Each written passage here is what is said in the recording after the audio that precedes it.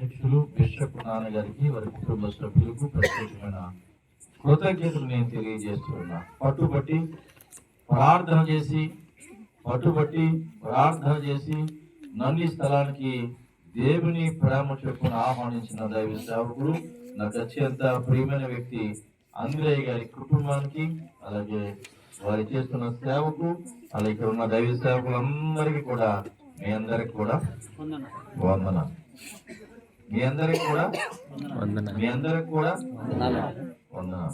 నాకు కూడా చెప్పలేదు. దేవుని నామానికి స్తోత్రం. గత కొన్ని రోజుల నుంచి మరి సరి అయిన నిద్ర లేకుండా దేవుని పని అంతా కూడా చేయటానికి ఈ మైక్ శబ్ద యంత్రం ద్వారా దగ్గరలో ఉండి కూడా దూరంగా ఉన్నవేమో ప్రభు నీ కొరకే ఈ మాటలు మాట్లాడుతూ ఉన్నా. దయచేసి ఈ రాత్రి దేవుని యొక్క వాక్యాన్ని విని ఆశీర్వాదం పొందాలని ప్రభు పేట నేను తెలియజేస్తున్నాను. ఒకే ఒక దేవుడు ప్రపంచమంతటా ఆయన జన్మ గురించి డిసెంబర్ నెల కాదు, ఆయన జన్మ గురించి 365 రోజులు అంటే సంవత్సరం అంతా ఏదో ఒక భక్తుడు, ఏదో ఒక సేవకుడు, ఏదో ఒక సంఘం, ఏదో ఒక మూల ఖచ్చితంగా ఆయన జన్మ, ఆయన జీవితం, ఆయన బోధలు, ఆయన శిలువ శ్రమలు, ఆయన పునరుద్ధానం, ఆయన ఆరోహణం గురించి మాట్లాడుతూనే ఉన్నారు. ఎంత అద్భుతం! కొన్ని పండుగలు వస్తూ ఉంటాయి, పోతా ఉంటాయి. కొన్ని పండుగలు కొన్ని ప్రాంతాలకే పరిమితం అవుతాయి. కానీ ప్రభువైన యేసుక్రీస్తు యొక్క జన్మ ప్రపంచమంతటికి గొప్ప పండుగ. చాలా మంది చెప్తారు, మీరు కూడా ఎంక్వైరీ చేసుకోండి. ప్రపంచం అంతటిలో లేదా మన దేశంలో, మన రాష్ట్రంలో ఈ క్రిస్మస్ కి జరిగినంత షాపింగ్ ఇంకా ఎక్కడ జరగదు. బట్టలు కొనాలన్నా, స్టార్లు కొనాలన్నా, 50,000 కొనాలన్నా ఈ క్రిస్మస్ జరిగినంత షాపింగ్ ఇంకెక్కడ జరగదు. ఎంత గొప్ప దేవుడు, ఎంత గొప్ప దేవుడు! ఆయన జన్మ గురించి, ఆయన జీవితం గురించి ఎంత చెప్పినా తక్కువే, మన జ్ఞానానికి అందదు. కానీ దేవుని వాక్యాధారంగా కొన్ని విషయాలు మనం జ్ఞాపకం చేసుకుందాం. ఈ యొక్క సమయంలో కొన్ని మాటలు నేను చెప్పాలని ఆశపడుతూ ఉన్నాను. మరలా ఈ కూడిక అయిన తర్వాత, ఈ క్రిస్మస్ కూడిక అయిన తర్వాత మేము బయలుదేరి చాలా సుదూర ప్రాంతం వెళ్ళాలా. రెండవది రేపు పగలు రాత్రి కూడా మీటింగ్లు ఉన్నాయి. అయినప్పటికీ కూడా ఎక్కువసేపు మీతో ఉండాలని ఆశపడుతూ ఉన్నా. మీరు మధ్యలో బ్రేక్ వేయకుండా, లేవకుండా శ్రద్ధగా వినాలని నా యొక్క మనవి. అర్థమవుతున్నామా? మంచిది. మత్తయి సువార్త 2వ అధ్యాయం ప్రారంభం నుంచి నేనే చదువుతాను. రాజైన హేరోదు దినములయందు యూదయా దేశము బెత్లెహేములో యేసు పుట్టిన పిమ్మట ఇదిగో తూర్పు దేశపు జ్ఞానులు యెరూషలేమునకు వచ్చి, యూదుల రాజుగా పుట్టినవాడు ఎక్కడ ఉన్నాడో తూర్పు దిక్కున మేము ఆయన నక్షత్రమును చూచి ఆయనను పూజింపవచ్చితమని చెప్పిరి. హేరోదు రాజు ఈ సంగతి వినినప్పుడు అతడును అతనితో కూడా ఉన్న యెరూషలేము వారు అందరూ కలవరపడి, కాబట్టి రాజు ప్రధాన యాజకులను, ప్రజల్లో ఉండే శాస్త్రులను అందరినీ సమకూర్చి క్రీస్తు ఎక్కడ పుట్టినని వారిని అడిగను. అందుకు వారు యూదయా బెత్లెహేములోనే, ఏలైనగా యూదా దేశము బెత్లెహేమా, నీవు యూదా ప్రధానంలో ఎంత మాత్రమును అల్పమైన దానవు కావు. ఇశ్రాయేలును నా ప్రజలను పరిపాలించు అధిపతి నీలో నుండే వచ్చునని ప్రవక్త ద్వారా రాయబడి ఉన్నదని అనేది. దైవ గ్రంథం నుంచి మత్తయి సువార్త 2వ అధ్యాయం నుంచి కొన్ని వచనాలు మనం ప్రారంభం నుంచి చదువుకున్నాం. ఇందులో ప్రభువైన యేసుక్రీస్తు వారి యొక్క జన్మ గురించి రాయబడిన సంగతులు కనపడుతూ ఉన్నాయి. ఈ 2వ అధ్యాయంలో ఏముందంటే, జ్ఞానులు వారు ఎక్కడి నుంచి వస్తున్నారు? తూర్పు దేశాన్ని నుంచి వస్తూ ఉన్నారు. తూర్పు దేశపు జ్ఞానులు అని రాయబడ్డది. యెరూషలేమునకు వస్తూ ఉన్నారు. ఆ దినాలలో రాజుని హేరోదు ఆ యొక్క ప్రాంతాన్ని పరిపాలిస్తూ ఉన్నాడు. వీరు మాట్లాడుతూ ఉన్నారు 2వ వచనంలో, యూదుల రాజుగా పుట్టినవాడు ఎక్కడ ఉన్నాడు? తూర్పు దిక్కున మేము ఆయన నక్షత్రము చూచి ఆయనను పూజింపవచ్చితమని చెప్పిరి. మహారాజా, మేము మామూలు కాదు, మేము మామూలు సామాన్యమైన మనుషులం కాదు. మేము జ్ఞానులము, శాస్త్రవేత్తలము, ఆకాశంలో చూచాం, పెద్ద నక్షత్రం పుట్టింది. చాలా నక్షత్రాలు ఉన్నాయి, కానీ ఈ నక్షత్రం మిగతా నక్షత్రానికి వ్యత్యాసంగా తేడాగా కనబడుతుంది.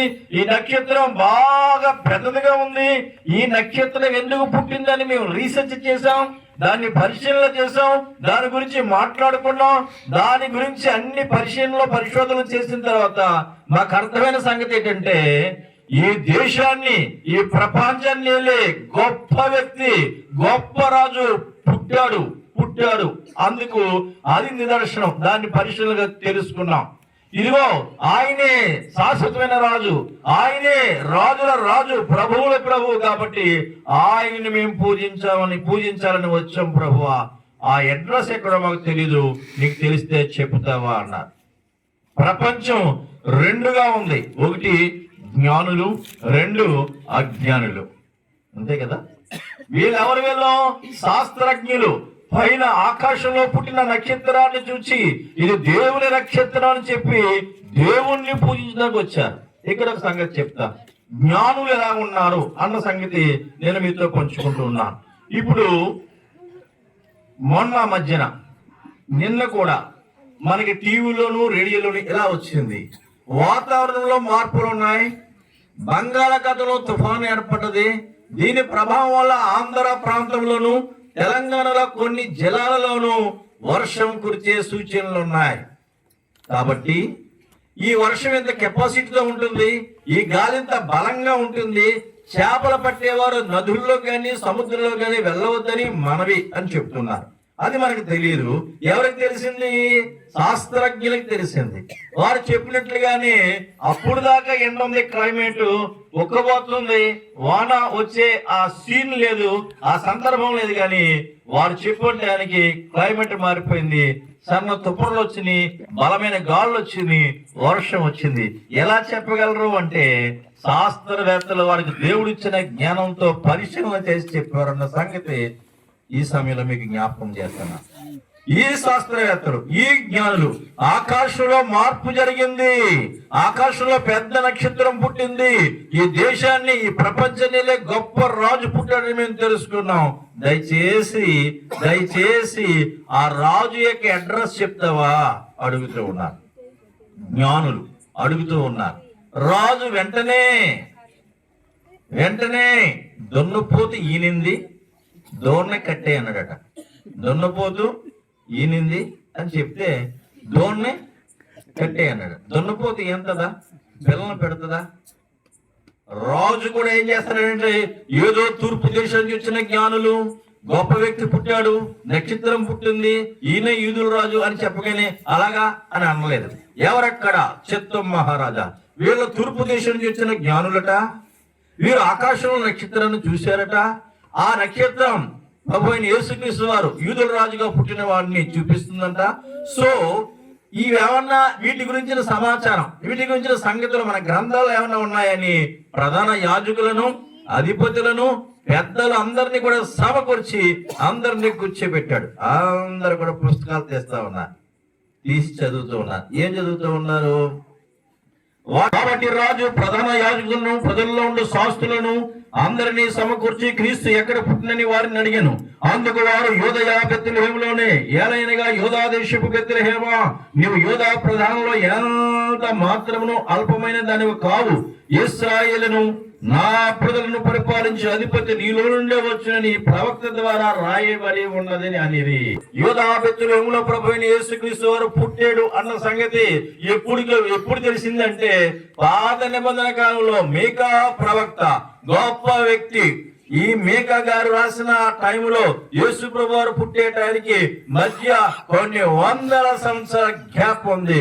కొన్ని వందల సంవత్సరాల తర్వాత ఏం జరుగుతుందో ప్రవక్త దేవుని ద్వారా ప్రవచించాడు కనుక ఖచ్చితంగా యూదయ బెత్లెహేములోనే గొప్ప వ్యక్తి పుడతాడు, మహాప్రభు అని చెప్పి అక్కడున్న శాస్త్రులు, పరిసయ్యులు, అధిపతుల గ్రంథాలన్నీ తీసి ప్రభు అయిన యేసుక్రీస్తు యొక్క జన్మ గురించి మాట్లాడుతున్నారు. దీన్ని బట్టి ప్రభు అయిన యేసుక్రీస్తు వారు అర్జెంటుగా పుట్టలేదు, సంతలో పుట్టలేదు, కొంతలో పుట్టలేదు, పొలంలో పుట్టలేదు, హఠాత్తుగా వెలవలేదు. అర్థమవుతుందని చెప్పేది. ఆయన గురించి పాత నిబంధనలో భక్తులు చెప్పిన ప్రకారంగా, ఆయన గురించి సకల గ్రంథాల్లో రాయబడిన ప్రకారంగా అనేక గ్రంథాలు, అనేక మత గ్రంథాలు, భూలోకంలో ఎన్ని మత గ్రంథాలు ఉన్నాయో అన్ని గ్రంథాల్లో కూడా ఆయన జన్మ గురించి, ఆయన జీవితం గురించి ఆధారం ఉన్నది. ఓం శ్రీ కన్యసుతాయ నమః, ఓం శ్రీ అజముగ నమః, ఓం శ్రీ పంచగాయాయ నమః, ఓం శ్రీ పరిశుద్ధాత్మ నమః. దాని అర్థం, ఓ దేవా, నీవు కన్య గర్భాన జన్మించినందుకు, కన్య కుమారుడు అయినందుకు నీకు స్తోత్రం. ఓ దేవా, నీవు దేవుని గొర్రె పిల్లగా ఈ భూలోకానికి వచ్చినందుకు నీకు స్తోత్రం. ఓ దేవా, నీవు పంచగాయాల ద్వారా మీ విలువైన రక్తాన్ని కార్చినందుకు మీకు స్తోత్రం.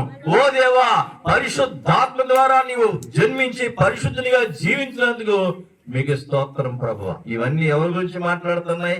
మనం పాడుతున్నా, మనం సేవ చేస్తున్నా, మనం ప్రార్థన చేస్తున్నా, మనం ఆరాధిస్తున్నా ప్రభు అయిన యేసు కొరకు మాట్లాడుతూ ఉన్నాయి. దేవునికి స్తోత్రం కలుగుగాక, దేవునికి స్తోత్రం కలుగుగాక. మేము ఆయన నక్షత్రాన్ని చూచాం. ఇది గుర్తుపెట్టుకోవాలి మీరు. ఏమంటున్నారు వీళ్ళు? ఏమంటున్నారు వీళ్ళు? మేము ఆయన నక్షత్రమును చూచి. ఇప్పుడు నక్షత్రం ఎవరిదే? ఎవరు మాట్లాడట్లేదు ఎవరిని ఇక్కడ. నా చూడండి, అక్కలు, చెల్లెళ్ళు, తమ్ముళ్ళు, నక్షత్రం ఎవరిది? మేము. బైబిల్ చూద్దాం. మత్తయి సువార్త 2వ అధ్యాయంలోకి రండి. 2వ అధ్యాయంలోకి రండి. మేము ఆయన నక్షత్రమును చూచి. ఉందా? ఎవరి నక్షత్రం ఇది? ఆయన నక్షత్రం. ఇక్కడ ఆగుదాం, ఇక్కడ ఆగుదాం. నక్షత్రం ఎవరిదే? జ్ఞానులు ఎవరు? జ్ఞానం కలిగిన వారే. ఎలా తెలుసుకున్నారు? ఆకాశంలో నక్షత్రాన్ని బట్టి ఆయన జన్మను, ఆయన గురించిన సంగతులను గ్రహించారు. ఎక్కడికి వచ్చారు? హేరోదు దగ్గరికి వచ్చారు. దేశాన్ని పరిపాలించే అధికారి దగ్గరికి, రాజు గారి దగ్గరికి వచ్చినట్ల సందర్భాన్ని మనం జ్ఞాపకం చేసుకుంటున్నాం. హేరోదు ఏం చేశాడు? మన గ్రంథాలు ఏమైనా ఉన్నదా అని ఆలోచన చేస్తే అక్కడ కూడా ఉన్న మహాప్రభు అని వాళ్ళు కూడా చెప్పారు. సో యేసు పుట్టుక నిర్ధారణ అయ్యింది. ప్రపంచం జ్ఞానులు అజ్ఞానులుగా ఉంది. ఇప్పుడు జ్ఞానుల గురించి మనం మాట్లాడిన సంగతులు ఉన్నాయి. రెండవది అజ్ఞానుల గురించి మనం జ్ఞాపకం చేసుకుందాం. పరిశుద్ధ బైబిల్ గ్రంథం నుంచి లూకా సువార్త తీయండి. లూకా సువార్త 2వ అధ్యాయం 8వ వచనం. ఆ దేశములో కొందరు గొర్రెల కాపరులలో ఉండి రాత్రి వేళ తమ మందను కాచుకొని ఉండగా ప్రభు దూత వారి ఎద్దుకు వచ్చి నిలిచెను. ప్రభు మహిమ వారి చుట్టూ ప్రకాశించినందున వారు మిక్కిలి భయపడిరి. అయితే ఆ దూత, భయపడకుడి, ఇదిగో ప్రజలందరికీ కలగబో మహా సంతోషకరమైన సువర్తమానము నేను మీకు తెలియజేయచ్చు ఉన్నాను.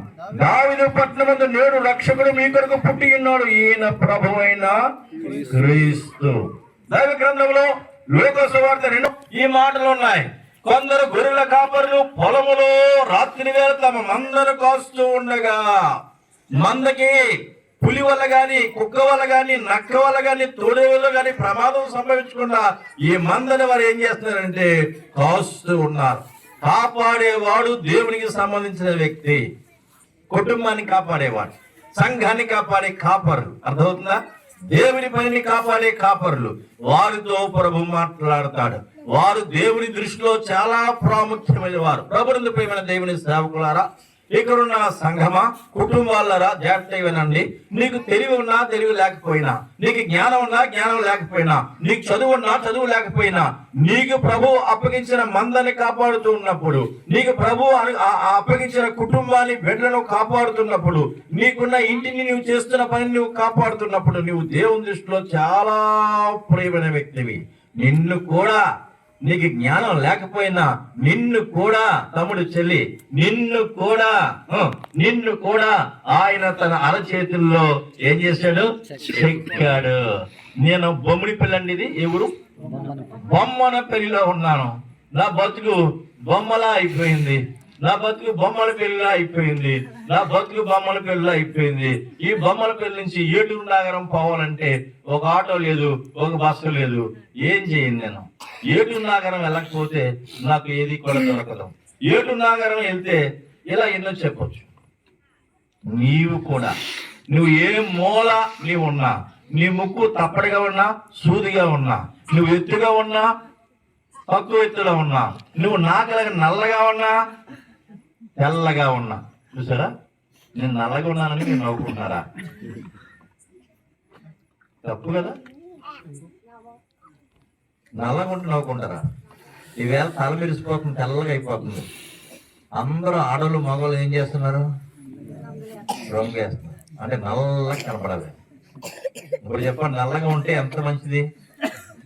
ఓకే, నువ్వు ఏ గ్రామంలో ఉన్నా, నీకు చదువున్నా లేకపోయినా దేవుడు నిన్ను ప్రేమిస్తూ ఉన్నాడు. నీ కొరకు ఆయన నీ రూపాన్ని తన అరిచేతిలో చెక్కారన్న సంగతి నేను జ్ఞాపకం చేస్తున్నాను. మందరి కాస్తూ ఉన్నారు. దేవుడి దూత వచ్చింది వారి దగ్గరికి. దేవుడు దూత వారి దగ్గర రాగానే దేవుడు తన దూతని వెలుగుతో చేశాడు. దాని చుట్టూ, అంటే వారున్న చుట్టూ ఏమైందంటే మహిమ, వెలుగు ప్రకాశించిందని రాయబడ్డది. నా ముందు లైట్ కట్టారు, ఇక్కడ దాకా దాని వెలుగు వస్తుంది. అర్థమవుతుందని చెప్పే మాటలు. దూత వచ్చింది, మహిమ అంతా వచ్చింది, దాని లైటింగ్ అంతా వల్ల ఈ గొర్రెలు కాస్తున్న ఈ అజ్ఞానులు, లేకపోతే పొలంలో ఉన్న ఈ వ్యక్తులు మిక్కిలి భయపడిపోయారు. భయపడి ఏం చేస్తున్నారు? ఒలిగిపోతా ఉన్నారు. భయం వేరు, మిక్కిలి భయం వేరు. కొంతమంది ఎక్కువ భయం అయిందనుకో ఏం చేస్తా ఉంటారు? వణికిపోతా ఉంటారు. ఎన్ని దుప్పట్లు చెప్పినా, ఎంతమంది ధైర్యం చెప్పినా వణికిపోతా ఉంటాం. ఆ భయం పోతే గాని ఆ వణుకు తగ్గదు. వణికిపోతా ఉన్నారు. అప్పుడు దూత ఏం చేసింది? వచ్చి అని అనలేదు, అన్నది. అప్పుడప్పుడు మనం చిన్నపిల్లలు ఏం చేస్తాం? టవల్ కప్పుకొని, ఏదైనా మాస్కులు పెట్టుకుని అని భయపెడతా ఉంటాం కదా. దైవ గ్రంథంలో భయపడుతున్న ఈ యొక్క మందని కాస్తున్న గొర్రెల కాపరులను చూసి దూత భయపెట్టలేదు. దేవుడు వాక్యంలో అనేక సందర్భాలలో, వాక్యంలో ఎన్నో వాగ్దానాలు చెప్తూ ఉన్నాడు. భయపడొద్దు అని చెప్తూ ఉన్నాడు.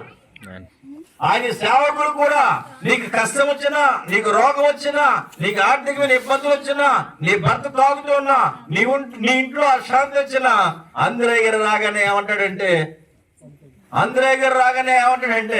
అమ్మ భయపడొద్దు, ప్రార్థన చేద్దాం, దేవుడు సహాయం చేస్తాడు. ఇక్కడ ఉన్న సేవకులు అందరూ ఏమంటారంటే అమ్మ భయపడొద్దు, దేవుడు సహాయం చేస్తాడు. నీవేమన్నా బిల్డరవా?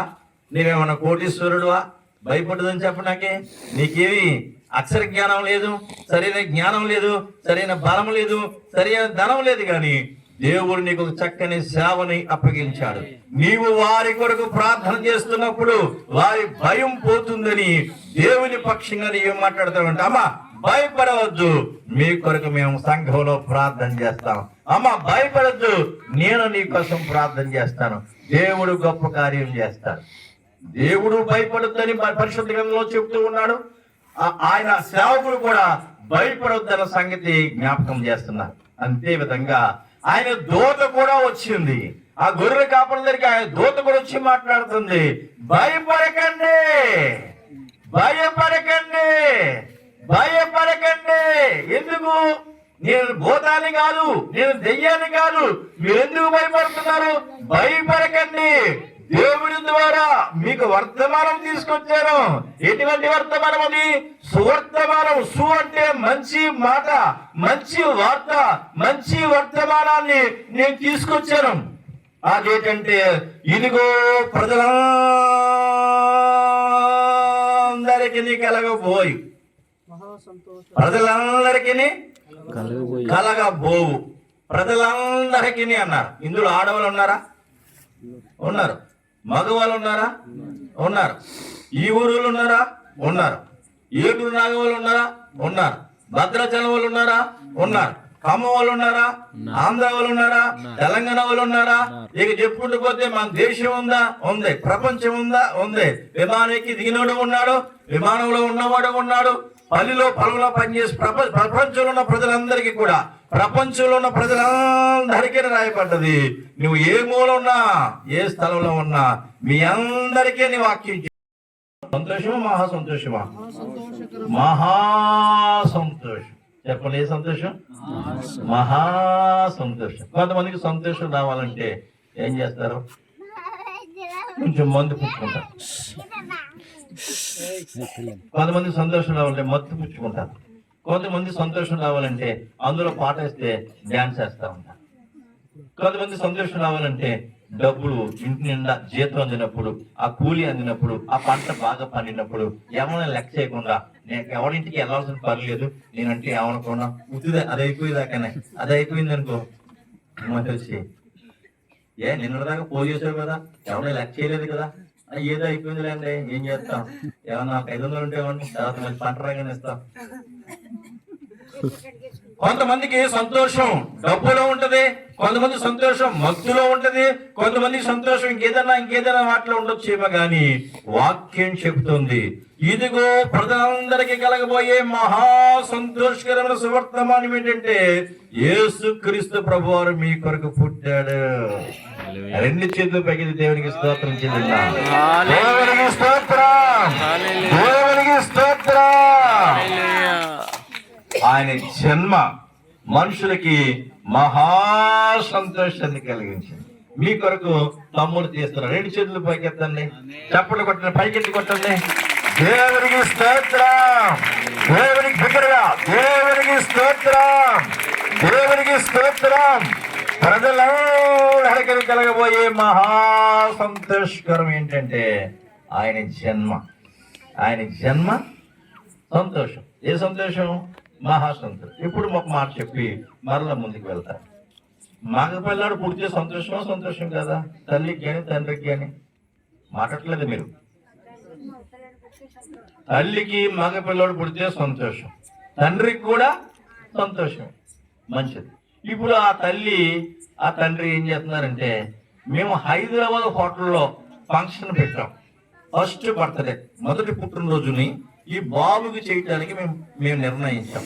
కాబట్టి మీరందరూ కూడా హైదరాబాద్కి వస్తే మీకు చక్కని భోజనం, ఒక్కొక్క భోజనం ఖరీదు 5,000 రూపాయలు ఉంటుంది.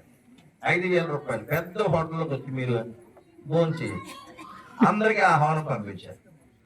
మొట్టమొదటి పుట్టినరోజు గనక ఆ తల్లికి తండ్రికి సంతోషం గనక, వారు సామంతులు గనక, వారు గొప్పవారు గనక పార్టీని హైదరాబాద్ లో ఏర్పాటు చేశారు. అందరూ వచ్చారు. వచ్చినప్పుడు అక్కడ ఉన్న వారు మాట్లాడుతూ ఉన్నారు, అక్కడ ఉన్న ఆడవాళ్ళు మాట్లాడుతున్నారు.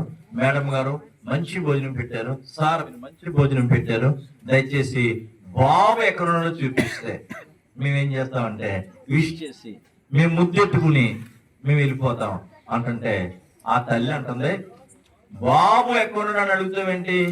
ఈ హోటల్లో బాబుని తీసుకొచ్చామనుకో మమ్మల్ని తిన్నిస్తాడా తాగనిస్తాడా? ఆ బాబు ఏడవకుండా ఆయన ఇంట్లోనే ఉంచి 2 పనివారిని పెట్టొచ్చారు అని చెప్పింది. ఇప్పుడు ఆ బాబు ఈమెకి పుట్టినందువల్ల సంతోషమా కాదా? సంతోషమే. కానీ ఇప్పుడు ఈ బాబు ఎక్కడున్నాడో? ఇంట్లో ఉన్నాడు.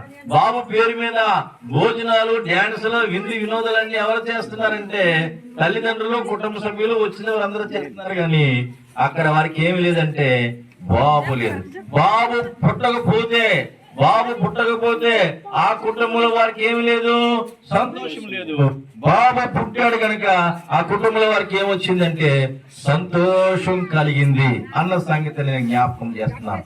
సంతోషానికి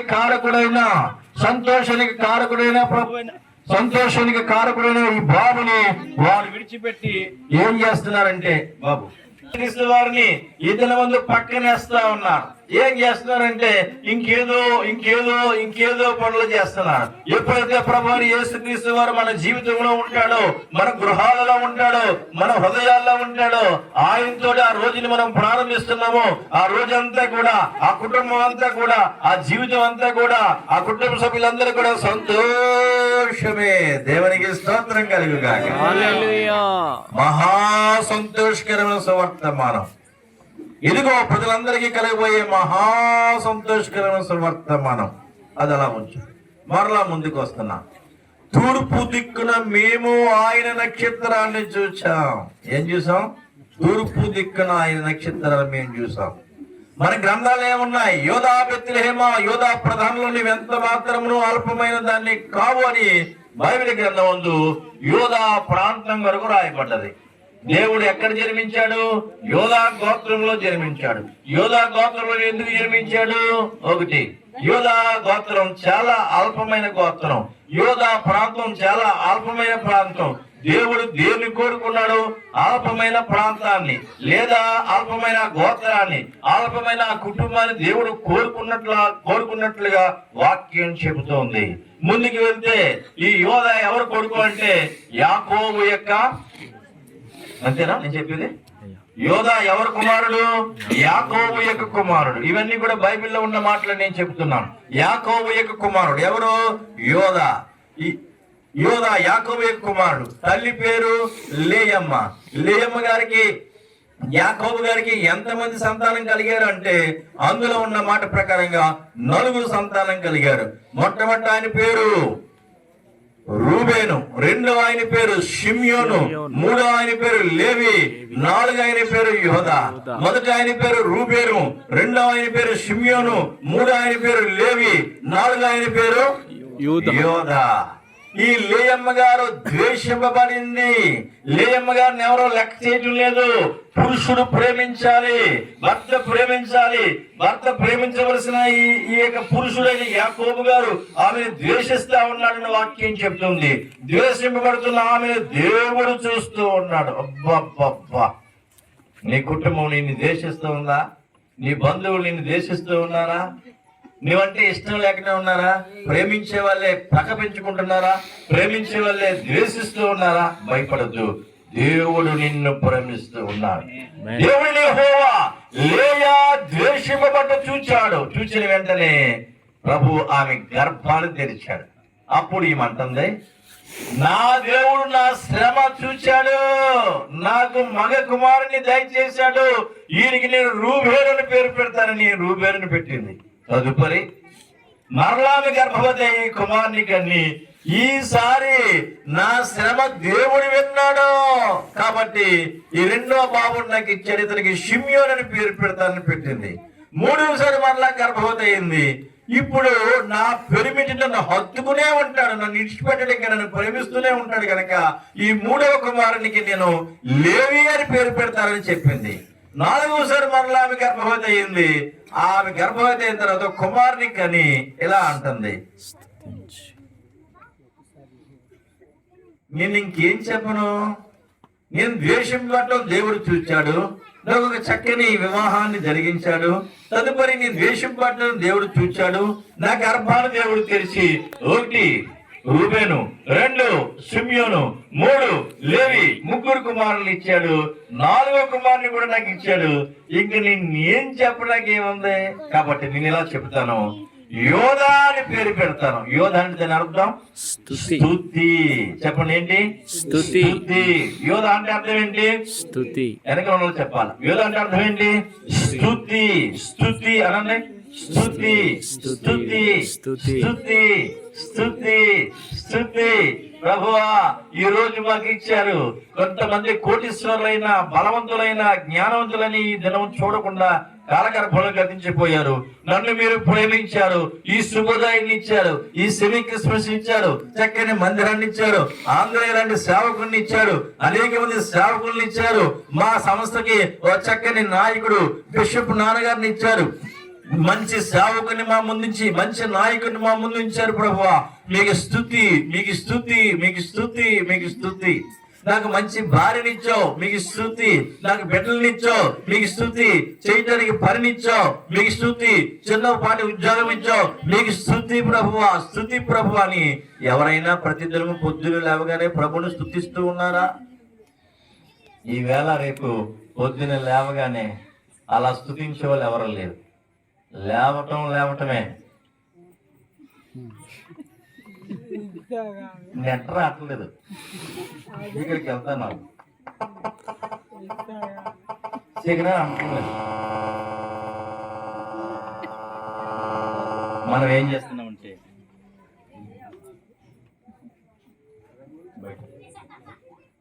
నెట్ రావట్లేదు, సిగ్నల్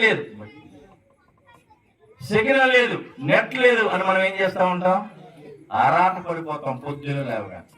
ఈ రోజుని ప్రభువునికి ఇచ్చాడే, ఈ రోజుని ప్రభువునికి కొరకు సిద్ధపరిచాడే.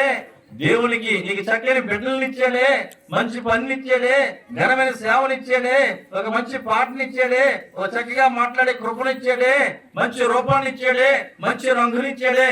ఎప్పుడైనా ప్రభువా మీకు స్తోత్రం, స్తుతి స్తుతి స్తుతి స్తుతి అని చెప్పావా? ఒకవేళ చెప్పకపోతే ఈ రోజు నుంచి నువ్వు ప్రారంభం చేయి. ఈ లేయమ్మ గారు మాట్లాడుతుంది, ప్రభువా ఇంక చెప్పడానికి ఏమీ లేదు, ఈ బాబుని చూడగానే స్తుతి అని అర్థం వచ్చే పేరు పెడతాను నాయన. నన్ను నువ్వు ప్రేమించావు, నా శ్రమను చూచావు, నా శ్రమను విన్నావు, నా తండ్రి మీకు స్తోత్రం ప్రభువా, మీకు స్తుతి అని అర్థం వచ్చే పేరును పెట్టింది. యోధ ఏమయ్యాడంటే ఒక కుటుంబం అయ్యాడు. యోధ ఏమయ్యాడంటే ఒక ప్రాంతం అయ్యాడు. యోధ ఏమయ్యాడంటే ఒక దేశం అయ్యాడు. ఇవన్నీ వాక్యంలో ఉన్నాయి. యూదులు అన్నారు. పిన్ దగ్గర నుంచి సాటిలైట్ వరకు కూడా ఉన్న పరికరాలన్నీ కూడా వాళ్ళే కనిపెట్టారు. అపారమైన జ్ఞానాన్ని దేవుడు యూదుల కొరకు సిద్ధపరిచాడు. ఎవరు స్తుతిస్తారో అంటే దేవుని యొక్క కృతజ్ఞతా భావం కలిగి ఉంటారో దేవుడు వారిని బహుగా ఆశీర్వదిస్తారని వాక్యం చెబుతుంది. అర్థమవుతుందా?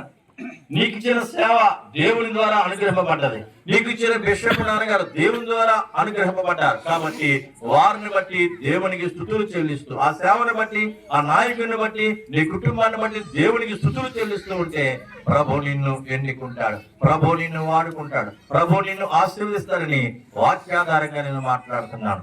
దేవుడు పెద్ద కుమారుడు రూబేను కోరుకోలేదు, రెండో కుమారుడు షిమియోను కోరుకోలేదు, మూడో కుమారుడు లేవిని కోరుకోలేదు, నాలుగో వారిని దేవుడు కోరుకున్నాడు. యోదయా బెత్లెహేమా, యోదా ప్రధానంలో నువ్వు ఎంత మాత్రము అల్పమైన దానివి కావు. ఇశ్రాయేలునే నా ప్రజలను పరిపాలించే అధికారి నీలో నుంచే వస్తాడు. యేసు ప్రభువు ఎక్కడి నుంచి వచ్చాడు? బెత్లెహేములో, చిన్న ప్రాంతములో, చిన్న కుటుంబాన్ని, యోధా కుటుంబాన్ని దేవుడు ఏం చేశాడు? జ్ఞాపకం చేసుకుని ఆ కుటుంబంలో జన్మించిన దాన్ని మనం స్మరిస్తూ ఉన్నాం. ముందుకు వెళ్తున్నాం మీకు అర్థం కావటానికి. ఇది తొట్టి. ఏ తొట్టి? పశువుల తొట్టి. పశువుల తొట్టులు ఏముంటాయి? అరటిపండు మనం తినేసి తొక్క అందులో వేస్తాం, వేడి అన్నం మనం తినేసి మిగిలిపోయిన అన్నం అందులో వేస్తాం, అంతేనా? పాడైపోయిన కూరలు, మంచి కూరలు మనం తినేసి మిగిలిపోయిన ఆ కూరని తెల్లారి ఆ తొట్టులో వేస్తాం.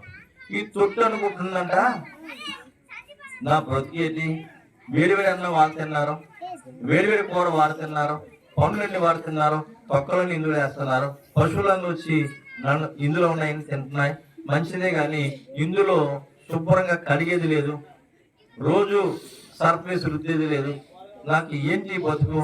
దేవుడు నన్ను చక్కగా ఒక పాల గిన్నెగా, ఒక అన్నం గిన్నెగా, ఒక బంగారపు గిన్నెగా, ఒక స్పూన్గా, ఒక చాక్గా చేస్తే రోజు ఆడవాళ్ళను కోసేవారు, శుభ్రంగా కడిగేవారు, పాల గిన్నెతో తోమేవారు, అన్నం గిన్నె తోమేవారు. ఇప్పుడు స్పూన్ అయినా సరే ఏదో షుగర్ ఏదైనా తింటానికి ఉపయోగించేవారు. ఇప్పుడు నన్ను అంత చూసేవారు లేదు, నన్ను తోమేవారు లేదు, శుభ్రపరిచేవారు లేదు. నా బతుకు దేవుడు ఎలా చేశాడు? పాల గిన్నె కానీ అన్నం గిన్నె కానీ కాకుండా చేశాడు అని ఈ తొట్టి బాధపడుతున్నారు. యేసు ప్రభువారు పుట్టగానే ఎక్కడ పెట్టారు? పశువులు తొట్టిలో పెట్టారు. ఇప్పుడు తొట్టికి ఏమొచ్చింది? లైటింగ్ వచ్చింది. తొట్టి చుట్టూ ఎవరు వచ్చారు? పరలోకపు దూత సమూహం వచ్చి దేవుణ్ణి ఆరాధించే స్థితి అక్కడ కనపడుతుంది. ఇప్పుడు తొట్టి అనుకుందట, ప్రభువా నన్ను క్షమించు, చాక్గా ఉన్న పాల గిన్నెగా, అన్నం గిన్నెగా చేసిన నీవు అందులో ఉండవు. ఈ తొట్టి వల్ల ఎప్పుడైతే నువ్వు నాలోకి అంటే ఈ తొట్టిలో వేసారో నా గురించి భక్తులు, సేవకులు అందరూ కూడా నా గురించి మాట్లాడుతూ ఉంటారు. నాకు ఎంత ఘనత వచ్చింది. దేవునికి స్తోత్రం. మురికిగా ఉన్న నీ జీవితంలో, అపరాధంలో నీ జీవితంలో, పాడే నీ జీవితంలో యేసు ప్రభువుని లోక రక్షకుని నీ జీవితంలో చేర్చుకోవటం ద్వారా గొప్ప ఆశీర్వాదం, గొప్ప విలువ నీ కలుగుతుందని సంగతి నేను మీకు జ్ఞాపకం చేస్తున్నాను. మేము ఆయన నక్షత్రాన్ని చూచాం, ఆయన్ని పూజించడానికి మేము వచ్చాం. ఎవరిని చూసారు? వీళ్ళు నక్షత్రాన్ని చూసి దేవుడిని పూజించడానికి వచ్చారు. ఎవరు వీళ్ళు? జ్ఞానులు.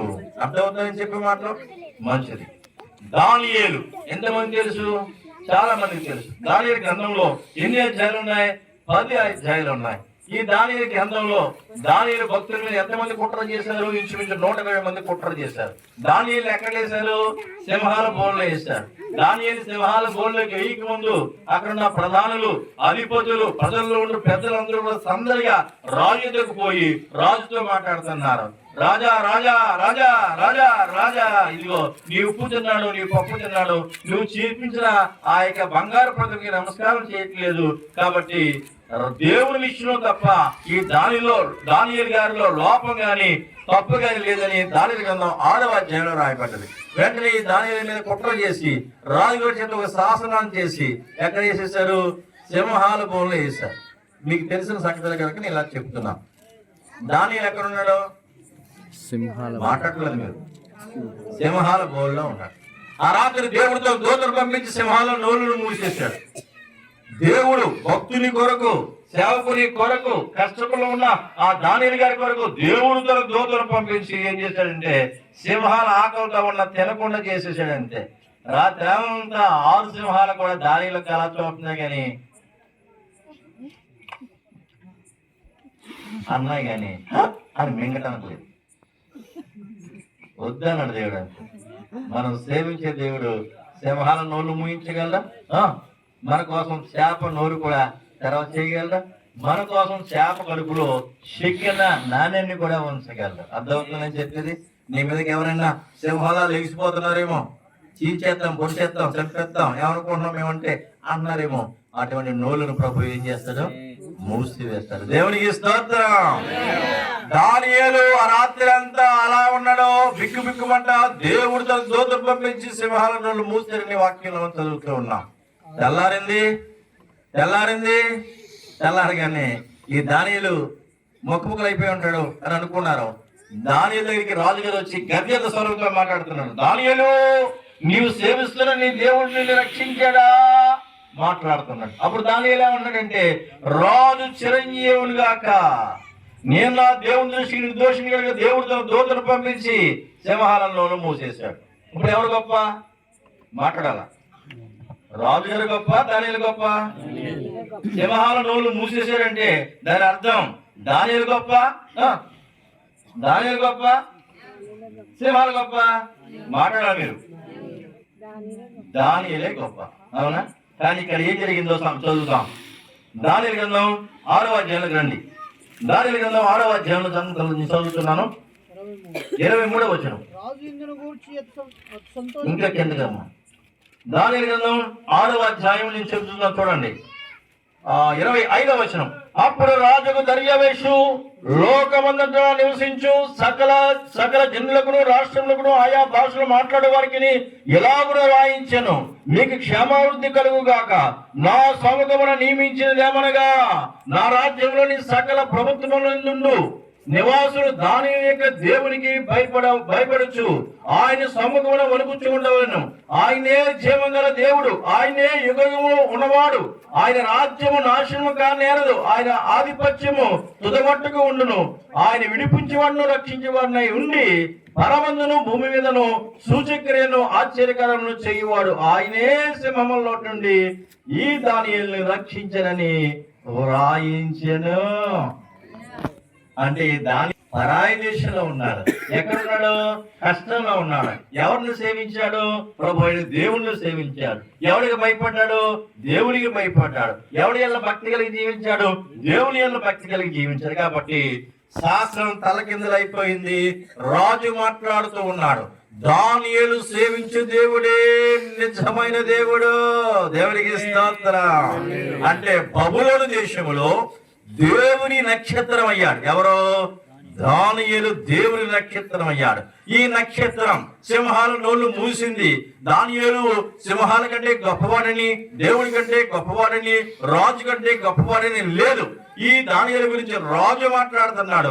నీవు సేవించే దేవుడే జీవం కలిగిన వాడు, నీవు సేవించే దేవుడే ఈ సింహాల నోటి నుంచి నిన్ను రక్షించాడు, నీవు సేవించే దేవుడే నిజమైన దేవుడు కనుక నీ దేవుణ్ణి సకల రాష్ట్రాలు సకల జనులు పూజించాలని సేవించాలని శాసనం రాసినట్లుగా వాక్యంలో మనం చూస్తూ ఉన్నాం. ప్రియ సహోదరుడా, నువ్వు సేవించే దేవుడు నిన్ను రక్షించేవాడు, జీవం కలిగినవాడు. కాబట్టి నువ్వు ఎలా ఉండాలంటే ప్రభు కొరకు నిలబడి ఉండాలి, గ్రహించాలి. నువ్వు ఆయన నక్షత్రం వల్ల ఏం చేయాలంటే ప్రకాశించాలి. అప్పుడు ప్రజలు నిన్ను తెలుసుకుని దేవుణ్ణి సేవించడానికి వీలవుతుంది. దానియేలు చెప్పండి, బబులోను దేశంలో దేవుని నక్షత్రం అయ్యాడు. ఈ ఊరు బొమ్మనపల్లిలో నువ్వు ఒక నక్షత్రం అవ్వాలి. చెప్పండి, ఏమవ్వాలి? నువ్వు నక్షత్రం అవ్వాలి. నక్షత్రం అవ్వాలంటే నక్షత్రం తల మీద పెట్టుకుని పెదాలకి ఎర్ర రంగు వేసుకుంటాను కాదు. ప్రభు నక్షత్రం అవ్వాలంటే మనం చూపు, మనం మాట్లాడే మాటలు, మనం వినేవి, మనం చేసే పనులు దేవుణ్ణి చూపించేలా ఉండాలి. దేవునికి స్తోత్రం. దానియేలు బోధ చేయలేదు, అంతేనా? దానియేలు గ్రంథంలో దేవుడు గొప్పవాడని బోధ చేయలేదు, కానీ ఆయన ప్రవర్తన, ఆయన ప్రార్థన, దేవుడికి ఆయన భయపడే విధానం, దేవుని భక్తిగా జీవించిన విధానం, పరిశుద్ధమైన జీవిత విధానాన్ని చూసి దేవుడే గొప్ప కార్యం చేసినట్లుగా వాక్యం చెప్తుంది. దానియేలు ఎవరు చెప్పండి? దేవుని నక్షత్రం. చెప్పండి, దానియేలు ఎవరు? దేవుని నక్షత్రం. ఇంకో సంగతి చెప్పి నేను మరలా ముందుకు వెళ్తాను. ఏం పర్లేదైతే 11 అవుతుంది. మీరు ఉండగలుగుతారా, ఉండలేరా?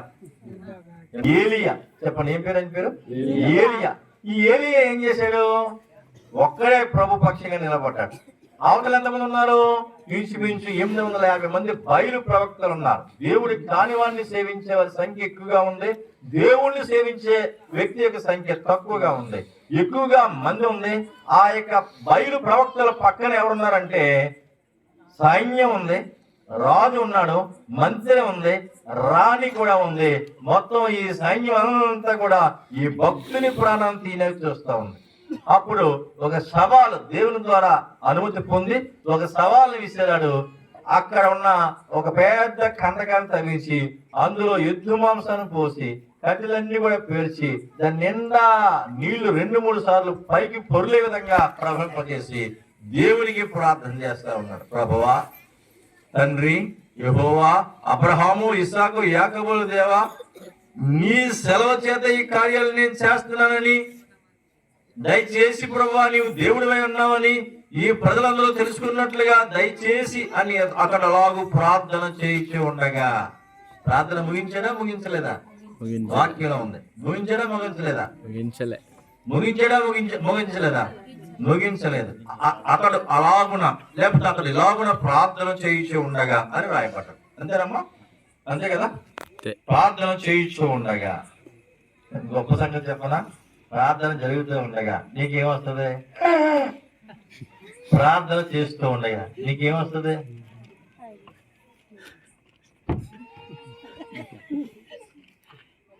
నీకేమొస్తుంది? ప్రార్థన చేస్తూ ఉండగా ఆకలి అయిపోతా ఉంటా. ప్రార్థన చేస్తూ ఉండగా నీకేమవుతుంది అంటే ఆ ఇంటికి ఏమవుతుందో ఏమీ అవ్వదు. అక్కడ ఏమి 5 కేజీలు బంగారం లేదు. ఇంట్లో ఏముందో బంగారం ఏమైపోతుంది? తలుపేశారంటావా? నీకు ప్రార్థన చేయించుండగా మోకరించిన వాళ్ళు మోకరించినట్టే ఉంటారు కొంతమంది.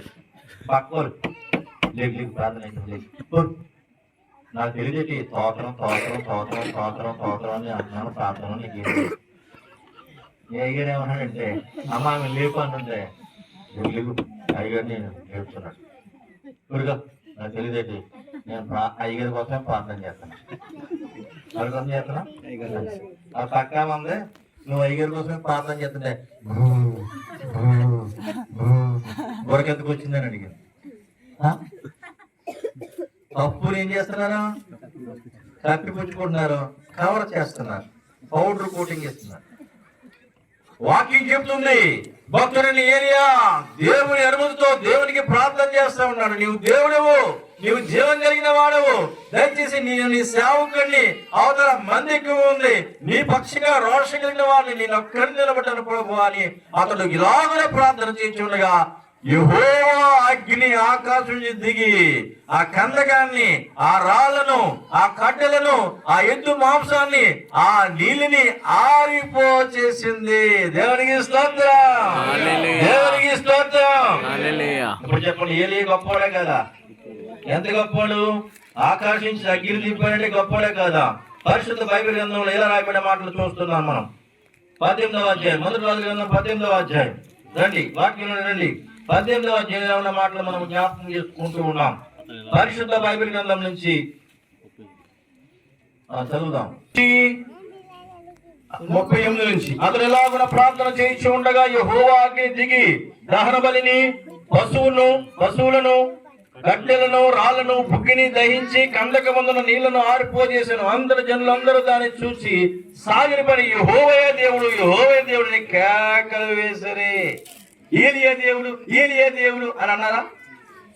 యెహోవా దేవుడు అన్నారా? ఆ దేశంలో, ఇశ్రాయేలు దేశంలో దేవుని కొరకు ఒక నక్షత్రం అయ్యాడు. ఈ నక్షత్రం అంటే ఏలియా ప్రజల్ని ఎక్కడికి నడిపించాడు? దేవుని దగ్గర నడిపించినట్లుగా వాక్యంలో మనం చూస్తూ ఉన్నాం. పరిశుద్ధ బైబిల్ గ్రంథంలో భక్తులని ఏలియా ప్రజలను దేవుని దగ్గర నడిపించే నక్షత్రం అయ్యాడు. భక్తులని దానియేలు బబులోను దేశంలో ప్రజలను, రాజుని దేవుని దగ్గర నడిపించే నక్షత్రం అయ్యాడు. ఈ జ్ఞానులు ఆ నక్షత్రం చూస్తా ఉన్నారు. మేము చూసిన నక్షత్రం యూదుల రాజుగా పుట్టినవాడు ఎక్కడ? ఇది ఆయన నక్షత్రం అని మాట్లాడుతూ ఉన్నాడు. అప్పుడు రాజు అన్నాడు, అడ్రస్ నాకు కూడా తెలీదు, మీరే వెళ్ళి చూడండి, నాకు సమాధానం చెంది అన్నప్పుడు వీళ్ళు ఏమీ తెలియక అయోమయంతో బయటకు వచ్చేస్తున్నారు. ఎవరు వాళ్ళు? తూర్పు దేశపు జ్ఞానులు ఎక్కడికి వస్తున్నారు? బయటకు వస్తున్నారు. అప్పుడు జరిగిన సంఘటన నేను మీకు జ్ఞాపకం చేస్తూ ఉన్నాను. మత్తయి సువార్త 2వ అధ్యాయంలో ఉన్న మాట నేను మీకు జ్ఞాపకం చేస్తున్నాను. రండి, మత్తయి సువార్త 2వ అధ్యాయంలో ఇలా ఉన్న మాట నేను జ్ఞాపకం 9వ వచనం. వారు రాజు మాట విని బయలుదేరిపోవచ్చు ఉండగా ఇదిగో తూర్పు దేశంలో వారు చూచిన నక్షత్రము ఆ శిశువు ఉండిన చోటికి మీదుగా వచ్చి నిలిచి వరకు వారికి ముందుగా నడిచెను. వారు ఆ నక్షత్రమును చూచి ఆశ్చర్యభరితులై. వాక్యంలో ఉన్నమాట. మేము బయటకు వచ్చాం, అడ్రస్ మాకు తెలియట్లేదు, ఏం చేయాలో మాకు అర్థం కావట్లేదు. అలా మేము ఆకాశంలో చూసాం. ఆకాశంలో మేము చూసిన ఆ నక్షత్రం, ఆ గొప్ప నక్షత్రం, ఆ గొప్ప నక్షత్రం, ఆయన చూపించే నక్షత్రం, ఆ నక్షత్రం మేము చూస్తున్నప్పుడు మేము అలాగా ఉన్నాం. ఆ నక్షత్రం కదులుతూ ఉంది. ఆ నక్షత్రం ఏమవుతుందంటే కదులుతూ ఉంది. మేము కూడా ఏం చేస్తున్నాం? కదులుతూ ఉన్నాం. ఆ నక్షత్రం కదులుతుంది, మేము కూడా ఏం చేస్తున్నాం? కదులుతూ ఉన్నాం. ఆ నక్షత్రం కదులుతుంది, మేము కూడా కదులుతూ ఉన్నాం. అలాగా వచ్చాం. నక్షత్రం ఆగింది, ఇంకా ప్రయాణం చేయట్లేదు. నక్షత్రం ఆగిపోయింది. మేము ఎలా చూసాం? ఇంట్లో ఎవరున్నారు? బాలుడైన యేసు ప్రభు ఉన్నాడు. దేవునికి స్తోత్రం. ఈ రోజుని దానికి ఆనవాలుగా మన ఇంటి మీద గాని, మన చర్చిల మీద గాని ఏముంటాయి? స్టార్స్. నక్షత్రం పైన ఉందంటే లోపల ఎవరున్నారు? యేసయ్య ఉన్నాడు. మీ ఇంట్లో యేసయ్య ఉన్నాడండి. కానీ ఈ దినాల్లో ఏం జరుగుతుందంటే పైన ఏమో నక్షత్రం స్టార్ ఉంటుంది, లోపలేమో టీవీ ఉంటుంది. పైనేమో నక్షత్రం ఉంటుంది, లోపలేమో జబర్దస్తి ఉంటుంది. పైనేమో నక్షత్రం ఉంటుంది, ఇంకేయో ఉంటుంది. పండగ కదా ఈ వేళకే పండగ కదా పండగ వస్తూ ఉంటది, పోతా ఉంటది. దండగ. యేసు ప్రభువు జీవితాన్ని పండగ చేశాడు. ప్రతిరోజు దేవుడు నమ్ముకున్న వాడికి పండగే.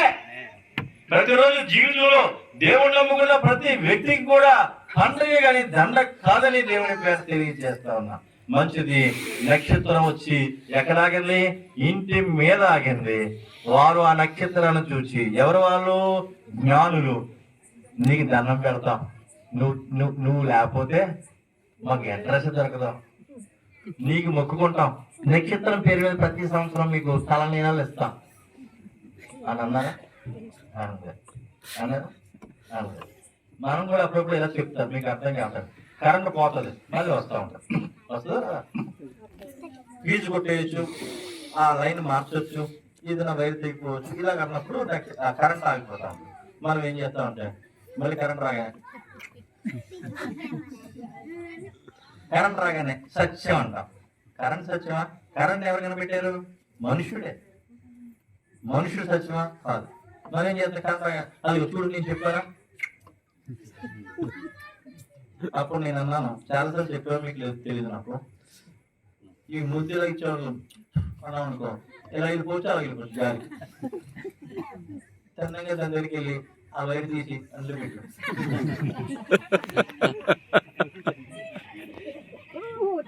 కరెక్ట్ గా వెళ్తుంది ముద్దు.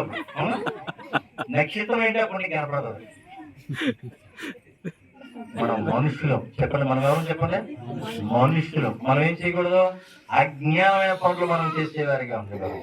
జ్ఞానులు నక్షత్రాన్ని పూజించలేదు, నక్షత్రాన్ని చూచారు, అత్యానందభరితులయ్యారు. ఆ మధ్యకాలంలో ఎవరో కానీ పెద్ద ఆయన కారు దిగాడు. ఆ మనిషికి దండం పెట్టాలి కదా, ఆ మనిషికి ఆ పెద్ద ఆయన దండం పెట్టాలి. అలా మానేసి కారుకి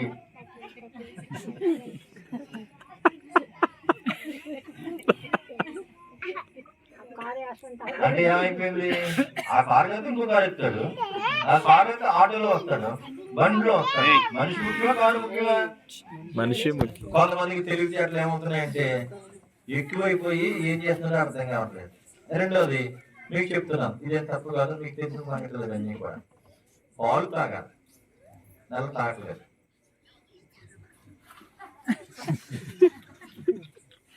దేవుడు ఏం చేయడు? పాలు ఏమన్నా తమ్ముడు ఏమన్నా.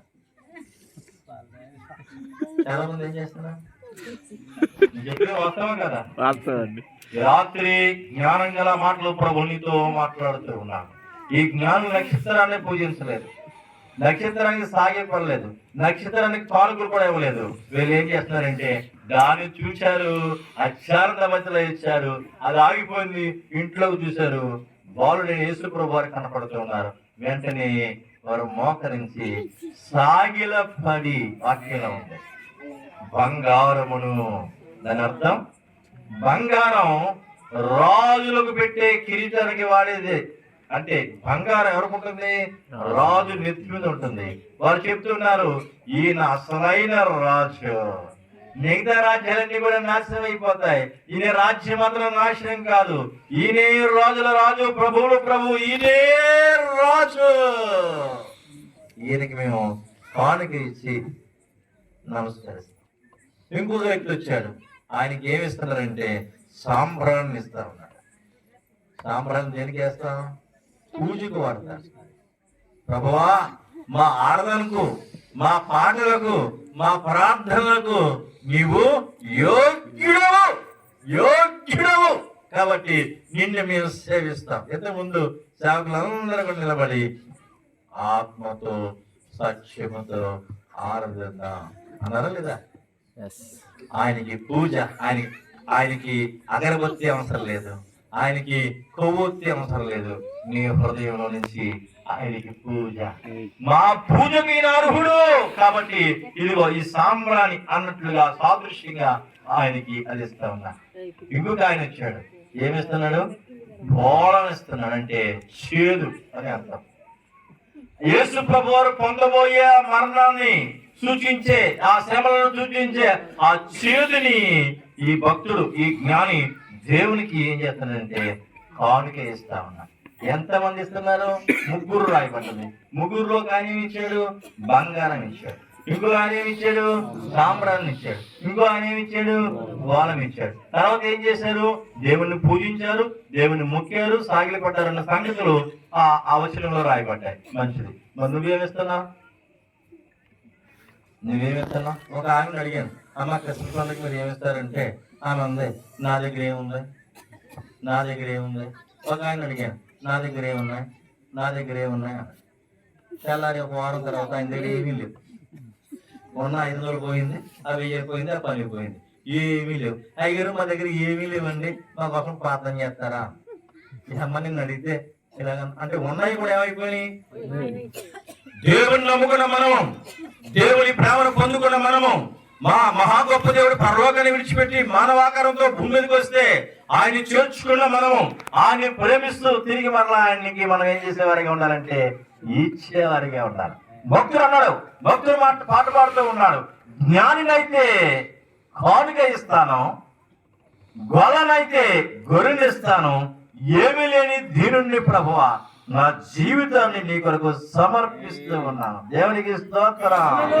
ఇక్కడ ఉన్న సేవకులందరూ కూడా వారి జీవితాలను ఎవరికి ఇచ్చారు? సమర్పించారు, దేవునికి సమర్పించారు.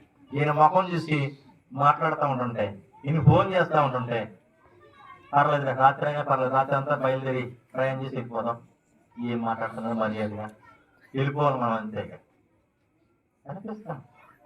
ప్రభువుని వాళ్ళు ప్రేమిస్తా ఉన్నారు. సేవకులు ఏం చేస్తున్నారు? వారి జీవితాలు దేవునికి కానుకగా ఇచ్చారు. కాబట్టి వారి కొరకు మీరు ప్రార్థన చేయాలా, వారి వెనక మీ ప్రోత్సాహాన్ని అందించాలా, వారితో మీరు ఉండాలని దేవుని వాక్యాధారంగా మాట్లాడుతున్నారు. ఇదిగో ప్రజలందరికీ కలగబోయే మహా సంతోషకరం. ప్రజలందరికీ కలగబోయే మహా సంతోషం ఏంటి? మహా దుఃఖం ఏంటి? మహా సంతోషం ఏంటో తెలిస్తే ఆ తర్వాత ఉన్నదేంటి? దుఃఖమే. మహా దుఃఖం ఏంటో తెలిస్తే మహా సంతోషం తెలిసిపోతుంది. రెండే ఉన్నాయి, మహా సంతోషం, మహా దుఃఖం. రెండింటిలో తెలిస్తే ఇంకోటి తెలిసిపోతుంది. ఇంకో ఆప్షన్ లేదు, ఒకే ఆప్షన్. ఏదైనా ఒకటి తెలిస్తే నీకు రెండో తెలిసిపోతుంది. మహా సంతోషం ఏంటి? అసతోమా సద్గమయ, సమతోమా జ్యోతిర్గమయ, మృత్యోమా అమృతంగమయ. ఓం శాంతి శాంతి అని ఆయుడు దేవునికి ప్రార్థన చేస్తారు. ఓ దేవా, ఈ అసత్యమైన లోకంలో నుంచి సత్యమైన లోకంలోనికి, ఓ దేవా ఈ చీకటిలో నుంచి మనుషుల వెలుతురులోనికి, ఓ దేవా, ఓ దేవా, మనుషులందరూ డాక్టర్లైనా, యాక్టర్లైనా, పండితులైనా, పామరులైనా చనిపోతున్నారు ప్రభువా, చచ్చిపోతున్నారు తండ్రి. అలా చావద్దు ప్రభువా, దయచేసి నాయన అమృతత్వంలోనికి, యుగయుగాలు జీవించే స్థితిలోనికి నువ్వు నడిపిస్తే నిన్నే మేము ప్రార్థన చేస్తాం, నిన్నే మేము సేవిస్తాం. ఎవరు మాట్లాడలేదు. అదే శ్లోకంలో కింద ప్రభు యేసుక్రీస్తు వారి గురించి రాయబడ్డది.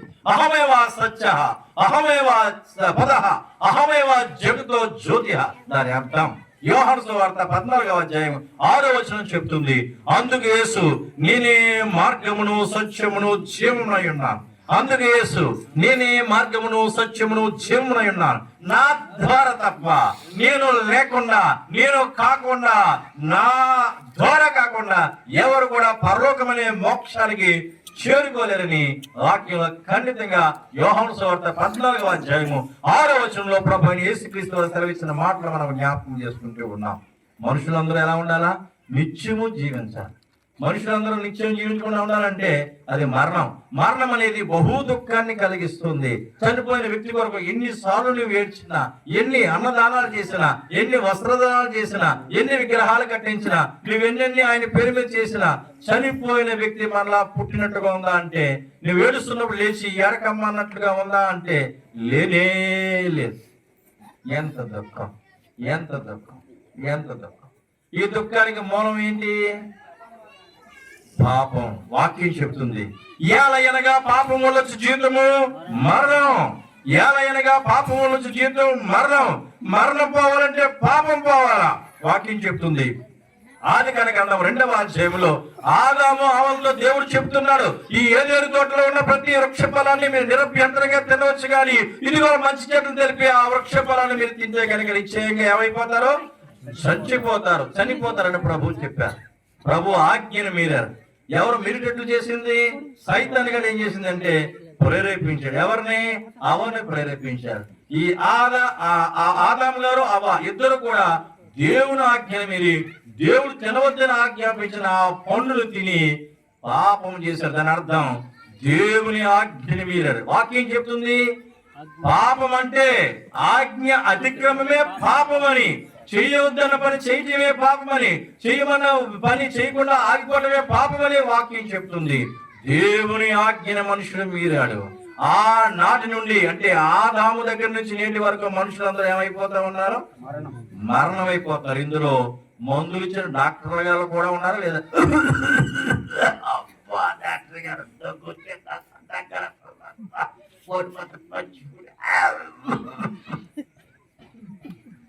డాక్టర్ గారు ఏం చేశారంటే 2 రోజులు ట్యాబ్లెట్ వేసుకున్నాం.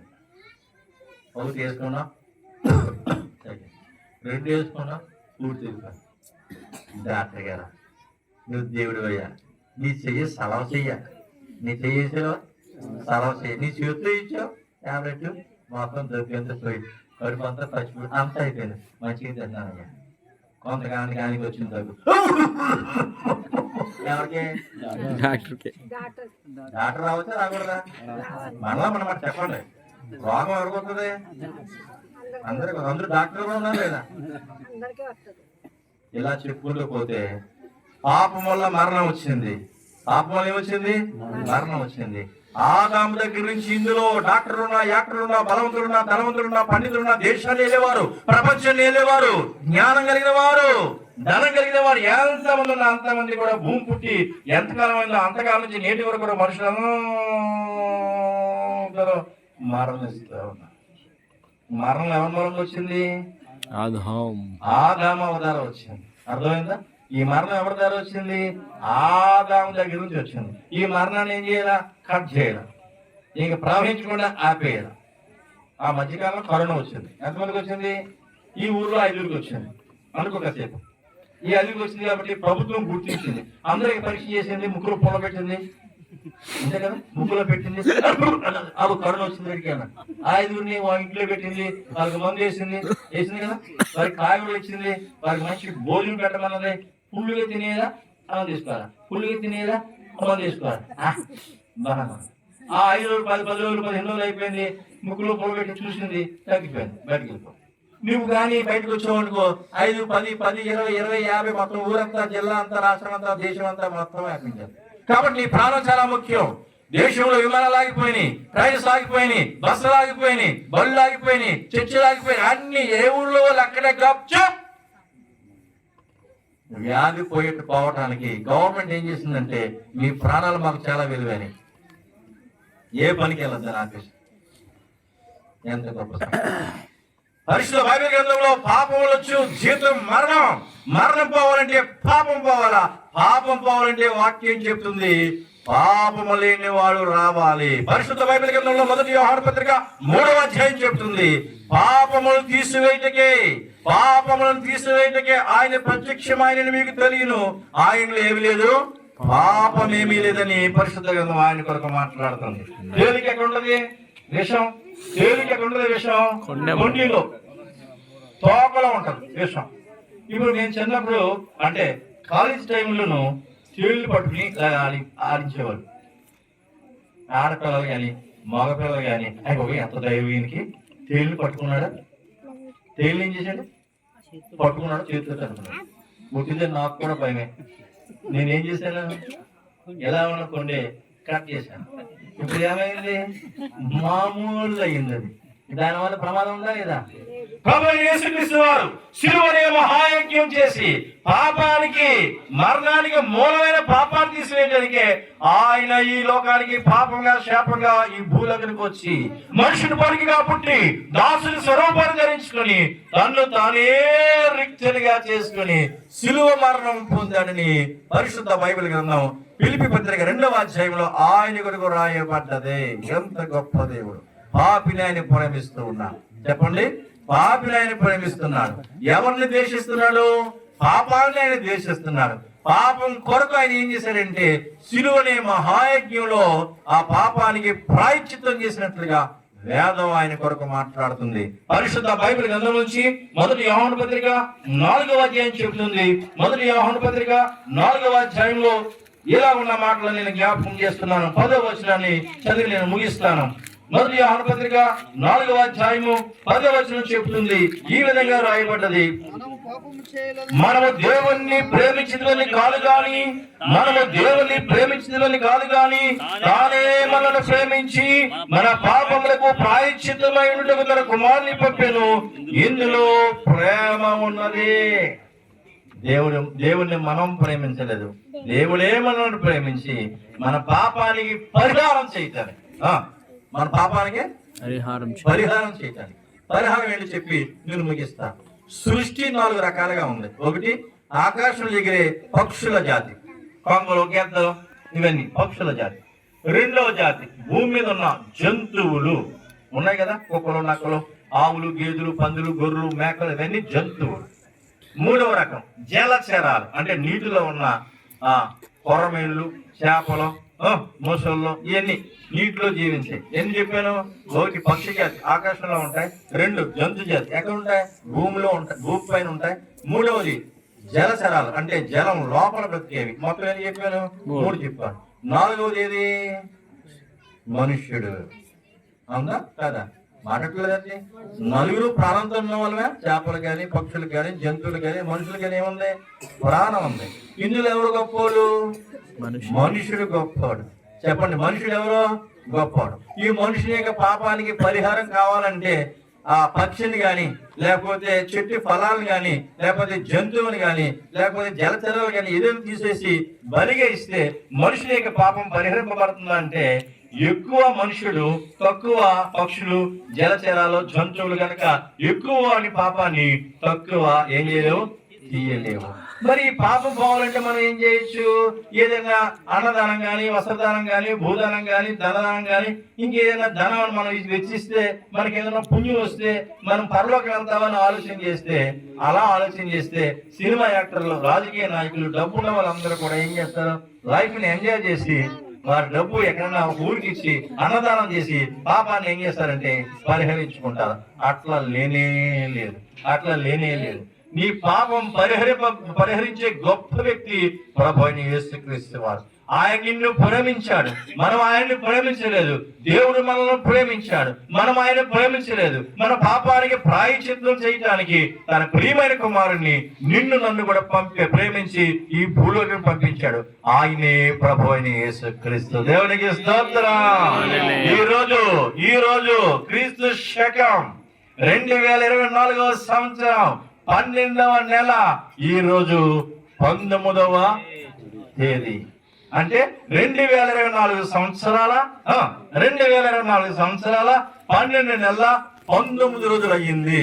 ఎందుకయింది? నువ్వు పెళ్లి చేసుకుని అయ్యిందా, ఇల్లు కొని అయ్యిందా, పొలం కొని అయ్యిందా, ఉద్యోగం వచ్చి అయ్యిందా అని అంటే మనం ప్రతిరోజు కూడా ఇలా చెప్తాం, నా పెళ్లి అయ్యి 5 సంవత్సరాలు అయింది, ఈ ఇల్లు కట్టి 6 సంవత్సరాలు అయింది, ఈ చర్చి కట్టి ఇంత అయింది, ఈ పొలం కోరికి ఇంత అయింది, ఇదిగో ఈ చెట్టు నేనే వేసాను, 3 సంవత్సరాలు అయింది ఈ చెట్టు వేసా అనుకుంటాం, మురిసిపోతూ ఉంటాం. ఈ తేదీలన్నీ ఎలా వచ్చినాయి అంటే ప్రభువైన యేసుక్రీస్తు జన్మించడం ద్వారా ఎంతో మంది మహానుభావులు మహాత్ములు జన్మించారు, కానీ ఎవరి పేరు మీద కాలం లిఖించబడలేదు. ప్రభువైన యేసుక్రీస్తు వారు జన్మించారు. కాలం 2 విభాగాలు అయింది. ఒకటి క్రీస్తు పూర్వం అయింది, ఒకటేమో క్రీస్తు శకం అయింది. కాబట్టి ప్రతి వారు తేదీ వాడుతున్నారు. స్కూల్లో జాయిన్ చేయాలన్నా, ఉద్యోగంలోకి వెళ్ళాలన్నా, ఇల్లు కొనాలన్నా, పెళ్లి చేసుకోవాలన్నా, పొలం కొనాలన్నా, ఇంకేం చేయాలని ప్రతిరోజు తేదీ వాడుతా ఉన్నారు. తేదీ వాడుతున్నాం అంటే ప్రభువైన యేసుక్రీస్తుని ఒప్పుకున్నాం. దేవునికి స్తోత్రం. ఎంత గొప్పది, ఎంత గొప్పది. ఈ దేవుడిని హృదయంలో ఉంటే ఒకరోజు కాదు పండగ, రోజు పండగ. ఈ సంవత్సరం పండుగ, వచ్చే సంవత్సరం పండుగ, ప్రతిరోజు కూడా పండుగ. నీ ముఖంలో ఎప్పుడు ఎలా ఉంటుంది?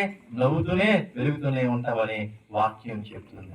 ఇదిగో ప్రజలందరికీ కలగబోయే మహా సంతోషకరం ఏంటంటే మరణపు ముళ్ళుని విడిచివేసిన విజయశాలి ప్రభువైన యేసుక్రీస్తు వారు. మరణం కొరకు పరలోకాన్ని విడిచిపెట్టి నిత్య జీవాన్ని ఇవ్వడం కొరకు ఈ భూలోకానికి మనుషుల పోలికలో పుట్టిన వారు ప్రభువైన యేసుక్రీస్తు వారు. దేవుడు లోకమును ఎంతో ప్రేమించాను, దేవుడు లోకమును ఎంతో ప్రేమించాను.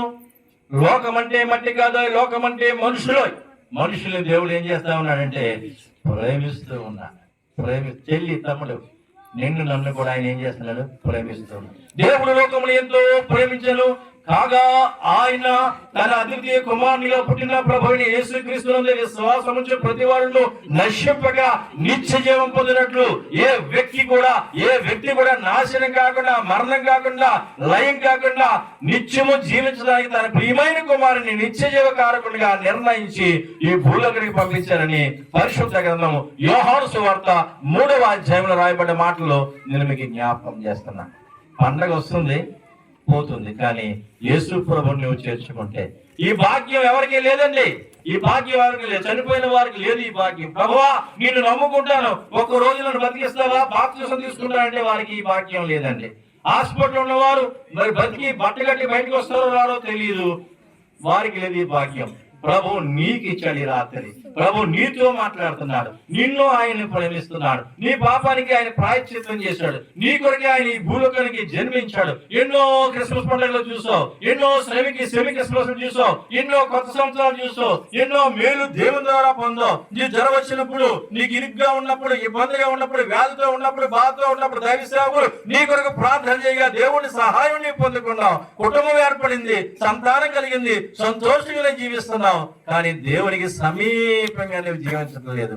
ఈ రాత్రి తమ్ముడు చెల్లి ప్రభుకి నీ హృదయం సమర్పిస్తే, నీ హృదయాన్ని తెరిచి ప్రభువా నా హృదయంలో జన్మించండి, నా హృదయం దగ్గర రండి అని నువ్వు మాట్లాడితే, అని నువ్వు దేవునికి ప్రార్థన చేస్తే నీ జీవితం ధన్యమవుతుంది, నీ జీవితానికి గొప్ప వెలుగు కలుగుతుంది అన్న సంగతి జ్ఞాపకం చేస్తున్నాను. కళ్ళు మూసుకుందాం, ప్రార్థన చేసుకుందాం. దయచేసి కళ్ళు మూసుకుందాం, ప్రార్థన చేసుకుందాం. ఈ రాత్రి నీ ఒక నక్షత్రం అవ్వాలా. ఈ బొమ్మల పెళ్లిలో నీ ఒక నక్షత్రం అవ్వాలా. ప్రభు కొరకు నేను చూసేవారు ప్రభువుని దగ్గరికి రావాలా. ఈ రాత్రి ఒక నక్షత్రంగా నీవు ప్రకాశించాలి. నీవు దేవుని కోరుకున్న వ్యక్తిగా నీవు ఉంటున్నావు. దేవుడు ఆయన ప్రేమిస్తూ ఉన్నాడు, ఆయన నిన్ను ప్రేమిస్తూ ఉన్నాడు, ఆయన ప్రేమిస్తూ ఉన్నాడు. నువ్వు ఇంకా దేవునికి దూరంగా జీవిస్తున్నావేమో. ఈ 2024 సంవత్సరం ప్రారంభ నెల ముగింపు మాసం వరకు కూడా క్షేమంగా ప్రభు నిన్ను ఉంచాడు. ప్రాణం ఉండగానే జీవప్రదాత, ప్రాణప్రదాత, మోక్ష ప్రదాత, లోక రక్షకుడు, సృష్టికర్త, పాప పరిహారకుడు, స్వయంభరుడు, దేవునికి నరులకు మధ్యవర్తిగా వచ్చిన దైవనరుడు ఆయన సన్నిధికి వచ్చి, ప్రభువా నేను పాపిని తండ్రి, నన్ను క్షమించండి, మీ రక్తంతో నన్ను కలిగి శుద్ధీకరించండి, నా పాపాన్ని నా అపరాధాన్ని కొట్టివేయండి, నాలోనికి రండి ప్రభువా నీవు ప్రార్థన చేస్తే అద్భుతమైన దీవెన, అద్భుతమైన ఆశీర్వాదం, అద్భుతమైన ధన్యకరమైన జీవితాన్ని ప్రభు ప్రసాదించడానికి ఆయన ఇష్టపడుతున్నాడు. నువ్వు ఇంకా దూరంగా జీవిస్తున్నావేమో, ఈ పండుగ ఏదో ఎగట్లు అనుకుంటామేమో, కానీ కాదు. ఎందరో భక్తుల యొక్క ప్రార్థన ద్వారా ఈ రాత్రి ఈ స్థలంలో దేవుని మాటల్ని వినగలిగావు. ఎంతో గొప్ప ప్రయాస ద్వారా ఈ రాత్రి ఈ స్థలంలో నువ్వు కూర్చోగలిగావు. ఒక మంచి నిర్ణయం తీసుకో. దేవుని కుమారుడిగా, కుమార్తెగా జీవించే ఆధిక్యత ప్రభు నీకు ఇవ్వబోతూ ఉన్నాడు కనుక ఒక మంచి నిర్ణయం తీసుకోవాలని ప్రభు పేట తెలియజేస్తున్నాను. నీవు ప్రభు కొరకు ఒక నక్షత్రంగా లేవా. దానియేలు ప్రభు కొరకు ఒక నక్షత్రం అయ్యాడు, ప్రజలను ప్రభు కొరకు సంపాదించాడు. ఏలియా ప్రభు కొరకు ఒక నక్షత్రం అయ్యాడు, అక్కడ ప్రజలందరినీ కూడా దేవుని వైపు తిప్పినట్లుగా వాక్యం చెప్తుంది. ప్రియ సేవకుడా, ప్రియ భక్తుడా, ప్రియ విశ్వాసి, నీవు కూడా రాబోయే కాలంలో ఒక నక్షత్రం వలె, ఆయన నక్షత్రం వలె నీవు ప్రకాశించాలని దేవుని పేట తెలియజేస్తున్నాను. 2 చేతులు పైకెత్తుదాం, దేవునికి స్తోత్రాలు చెల్లిద్దాం. 2 చేతులు పైకెత్తుదాం, ప్రభువా మీకు స్తోత్రం. 2 చేతుల పైకెత్తుదాం, దగ్గరగా చప్పట్లు కొడుతూ దేవునికి స్తుతులు చెల్లిద్దాం. దగ్గరగా చప్పట్లు కొడుతూ దేవునికి స్తుతులు చెల్లిద్దాం. దగ్గరగా చప్పట్లు కొడుతూ దేవునికి స్తుతులు చెల్లిద్దాం. స్తోత్రం ప్రభువా, స్తోత్రం ప్రభువా, స్తోత్రం ప్రభువా. గట్టిగా కొడదాం, ప్రభువా మీకు స్తోత్రం. లోక రక్షకుడా గట్టిగా కొడదాం, గట్టిగా స్తోత్రం చెప్దాం.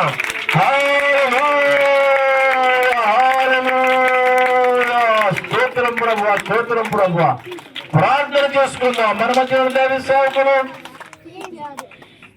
రాజశేఖర్ గారు నిలబడి విత్తబడిన వాక్ కొరకు ప్రార్థన చేయవలసిందిగా జ్ఞాపకం చేస్తూ ఉన్నాను. ప్రభువా మీకు స్తోత్రం నాయన, స్తోత్రం ప్రభువా, స్తోత్రం ప్రభువా, స్తోత్రం ప్రభువా, స్తోత్రం ప్రభువా.